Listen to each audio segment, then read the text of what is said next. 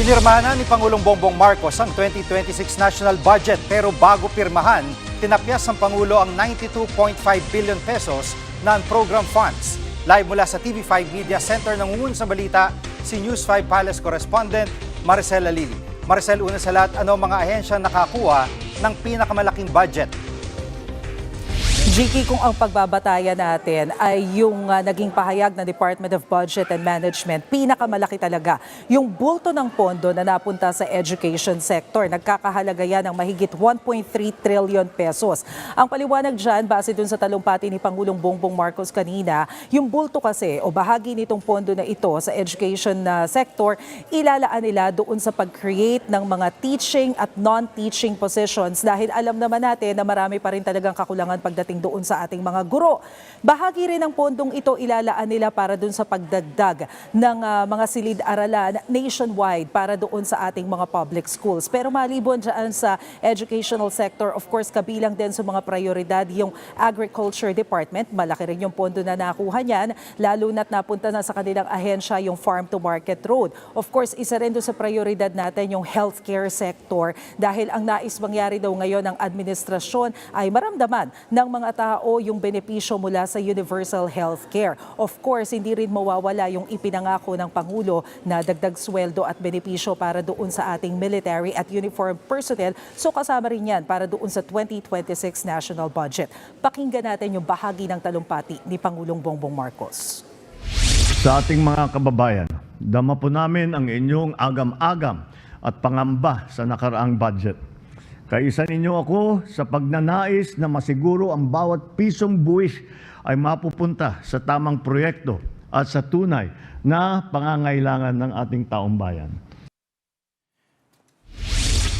Maricel, lumalabas na 92.5 billion pesos ang program funds na inalis ng Pangulo pero nung mga nakaraang mga ulat ay meron tong 140 billion yata, kung di ako nagkakamali, na UA. So, tama bang sabihin na may tinapyas pero may natira at anong paliwanag dito?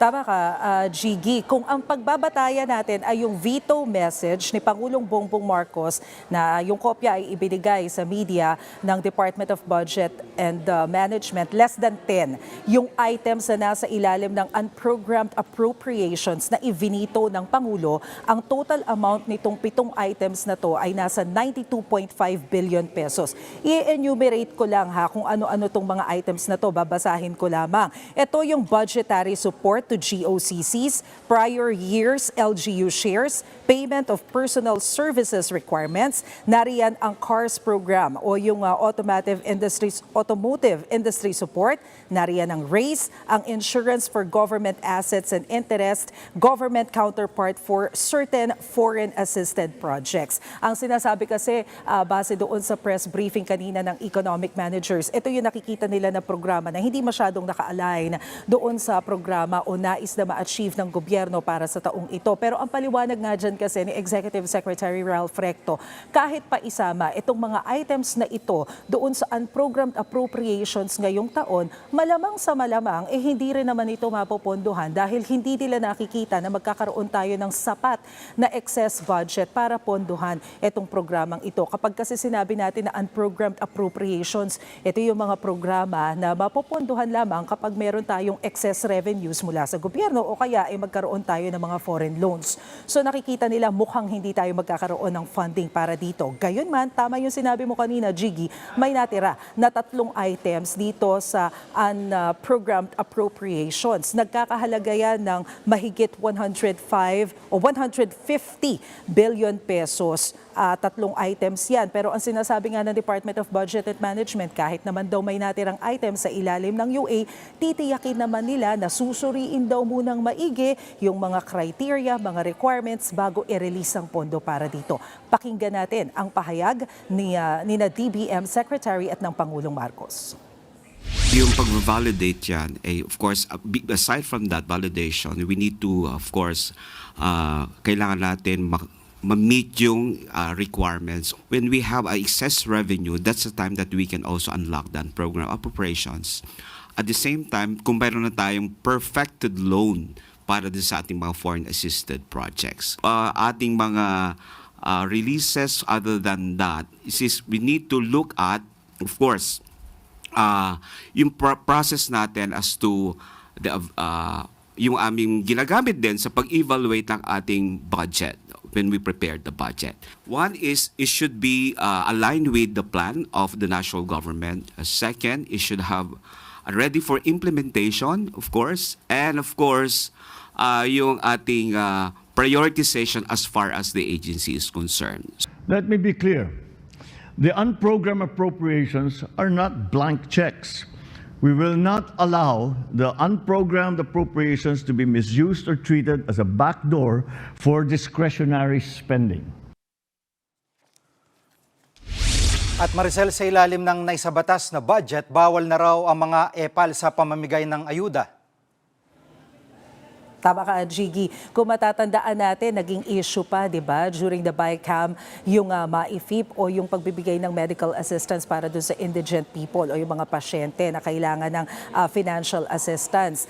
Pero malinaw yung paliwanag ni Executive Secretary Ralph Recto kanina, maging ni Pangulong Bongbong Marcos na nakasaad naman doon daw sa 2026 General Appropriations Act na hindi na pwedeng sumama ang kahit na sinong politiko pagdating doon sa pamamahagi o distribution ng mga ayuda para hindi nga ito magamit dahil yan yung mga concern na baka mamaya tanawin pang utang na loob ito ng mga tao doon sa politiko. So bawal na raw yan. Ipinaliwanag din ng economic managers kanina na meron pa rin daw existing funds para naman doon sa ating flood control project. More or less nasa 15.7 billion pesos yan. Pero nilinaw nila na kaya ito inilagay dahil ito yung konektado doon sa mga foreign assisted projects. So kapag kasi ganyan, may existing na kontrata na yan at kailangan na rin nilang sundin. Tinanong din kanina kung meron pa bang nag-i-exist na confidential funds at kung gaano ito kalaki. Meron. 11.8 billion pesos daw ang confidential funds dito sa 2026 national budget. Pero mas mababa ito kumpara doon sa mahigit 12 billion itong 2025 budget. 4.5 billion pesos daw dito ang inilaan sa Office of the President pero ang paliwanag naman ni ES Recto kanina, mananatili pa rin naman daw ang transparency kahit merong confidential funds dahil required din naman daw ang Office of the President na mag-report ng kanilang mga gastos doon sa Senate President at sa House Speaker, maging yung pag-oblige nila doon sa requirements ng Commission on Audit. Chigi? At pinagbawalan ng binawalang cellphone sa budget signing, ano ang kwento tungkol dito, Maricel? Nako, Jiggy, nagulat nga rin kami niyan. Kasi ang nangyari kanina, pool coverage lang ito. Sa Malacanang kasi kapag sinabing pool coverage, hindi lahat ng reporters makakapasok. Bunutan yan. So yung mga nabunot na reporters, sila sana yung papasok doon sa loob para i-cover itong signing ng budget. So nagulat na lang sila, kwento nila, biglang pinapasurrender yung kanilang mga cellphone at bawal daw dalhin doon sa loob ng Malacanang. Pero hindi lang naman daw mga members ng media ang pinagbawalan na magpasok ng cellphone. Kahit yung ibang mga guest, kahit mga government officials daw, bawal din. Although pinayagan na ang camera sa loob, so maire-record at naka-live din naman sa social media yun nangyayari, alam naman natin kung gaano ka-importante yung cellphone sa ating mga mamamahayag. So sinubukan nating hingan ng official statement ang Malacanang tungkol dito, but up until now, wala pa silang ibinibigay na paliwanag kung ano ang nangyari. Pero ang ending yan, lahat tayo nakasalalay o nakabase na lang doon sa live airing ng RTVM kanina dahil nga bawal ang cellphone. Paano makaka-report sa loob? Jiggy. Yan pong ulat ni Maricel Alili live mula sa TV5 Media Center. Mga kapatid, Jiggy Manikad po. Pagdating sa mahalagang balita sa loob at labas ng bansa, dapat una sa lahat, mag-follow at mag-subscribe na sa social media pages ng News 5.